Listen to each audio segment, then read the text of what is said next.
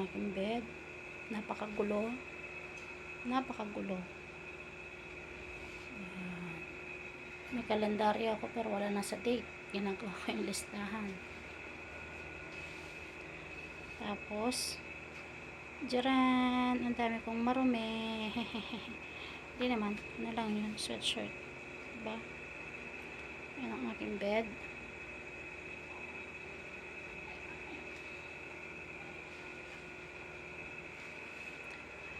Tapos, ito ang aking pintuan. Tapos, ito yung cabinet ko. Ayan, cabinet. Ang bigat naman yan. Gusto ko sana baka mabihan na pa yung ano ko. Balakang ko. So, okay naman siya. Pero yung bedroom. Diba?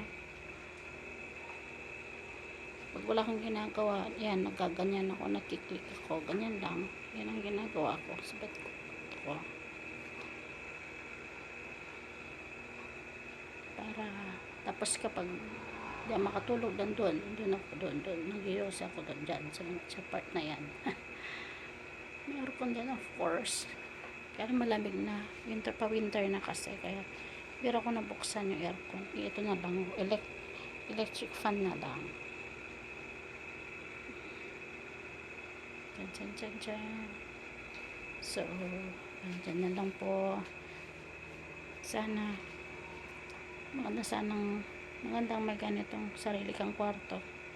Pag nasa amo ka, at least may privacy ka, diba? Okay po. Good evening po. Maraming salamat.